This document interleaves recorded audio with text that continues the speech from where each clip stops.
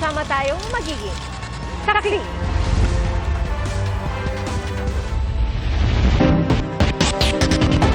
Patay matapos pagbabarilin sa loob ng kanilang tindahan ng mag-asawa at kanilang anak sa San Leonardo, Nueva Ecija.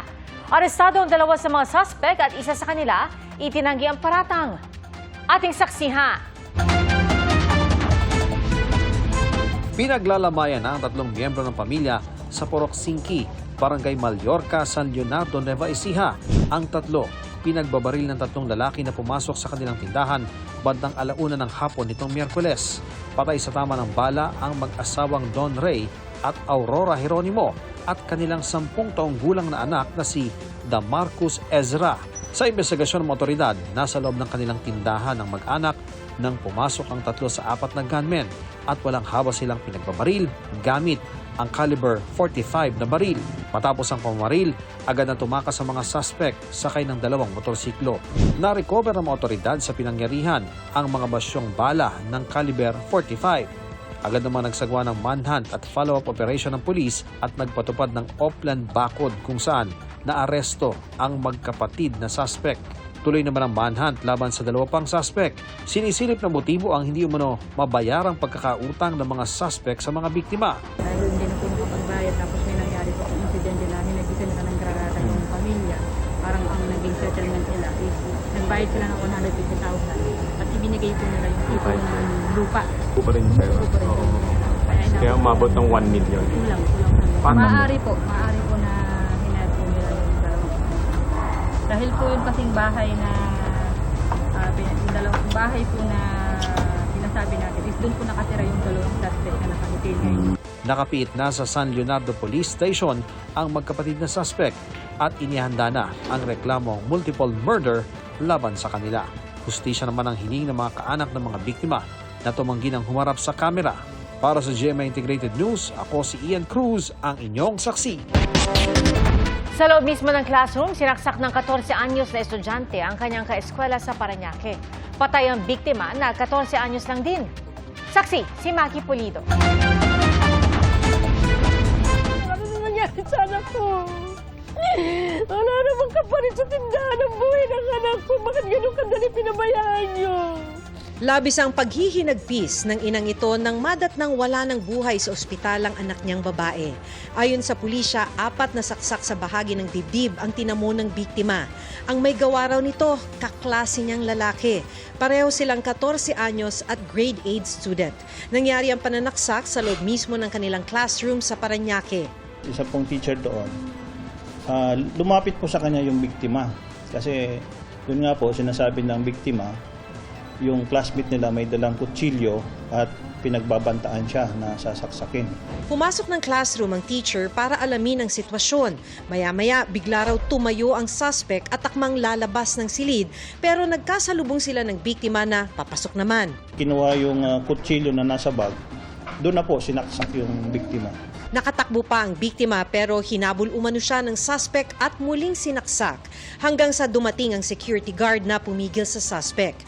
Isinugod sa ospital ang biktima pero idineklarang dead on arrival. Sabi ng ina ng biktima, noong Martes pa nagsumbong sa kanya ang kanyang bunso na pinagbantaan siyang sasaksakin ng kaklase. Ang sabi niyo po sa akin, Mama, sasaksakin ako ng bakla. Binubuli-buli po ako, Mama. Marami po kami magkaklasmate. Mama, papatayin niya ba ako, Mama? Pero ang salaysay ng suspect sa pulis, Binubuli daw sa school. Kasama na po yung biktima na nambubuli sa kanya. Kaya na nagawa yung ganong krimen. dahil menor de edad, nasa kustodiya ng DSWD ang suspect. Ayon sa Parañaque Police, DSWD ang magdedesisyon kaugnay ng intervention sa suspect. Dala niya yung kutsilyo. May intention talaga siyang gamitin yung kutsilyo at manakit ng tao. Para sa GMA Integrated News, ako si Maki Pulido, ang inyong saksi.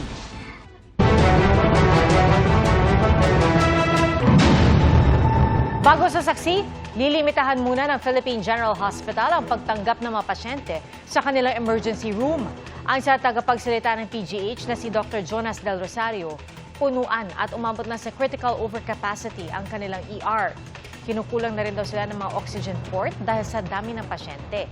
At dahil dyan, kaya ipinatutupad nila ang code triage. Ibig sabihin, Mga acute life-threatening emergency lang muna ang kanilang tatanggapin. Ang Health Department, nakipag-usap na raw sa PGH para sa DOH hospitals muna ilipat ang iba nilang mga pasyente. Wala naman daw nakikitang kakaibang dahilan kung bakit ganito ang sitwasyon at inaasang mapapababa ang bilang sa mga susunod na araw. We're hoping that within a week, ayos na yung problem. And once yung ating problema ay na-solve, then we will announce again to the public na tapos na yung overcapacity. Sa kasagsagan ng traffic sa EDSA Balintawak sa Quezon City, nahulikam ang panggugulpi ng ilang kabataan sa loob ng isang jeep. Saksi, si Mark Salazar. Mula sa labas, kita ang panggugulpi ng ilang kabataan sa mga kapwa nila bata sa loob ng isang jeep. Maya-maya ay isa-isa na silang nagbabaan. Ang isa sa kanila tila may hawak pang armas. Parang baril na maliit eh. Nagtakbuhan sila. Inaabol sila ng mga barangay. Kaso wala na, hindi na naabutan. Takbuhan lang. Kuha ang video na yan noong March 5 sa EDSA Balintawak northbound. May kaaway yata nila yung nasa loob ng jeep eh. Tapos binanata nila sa loob. Sama babae yung binubog sa loob na umawat. Parang yung babae na ano rin po nila natatamaan. Hindi na nakilala ng mga autoridad ang mga batang nambugbog at ang mga biktima. Pero ayon sa barangay unang sigaw na nakakasakop sa lugar, matagal na nilang problema ang mga kabataang nasasangkot sa petty crimes. Minsan nag-aano sila sa babae, yung syota-syota, ay ang pinagmumulan nila ng away. Ang karamihan po talaga dito nangyayari yung agaw cellphone. Karaniwang 3 araw sa isang linggo, meron daw silang nahuhuli. Kahapon lang 7 kabataang edad 12 hanggang 17 ang dinampot.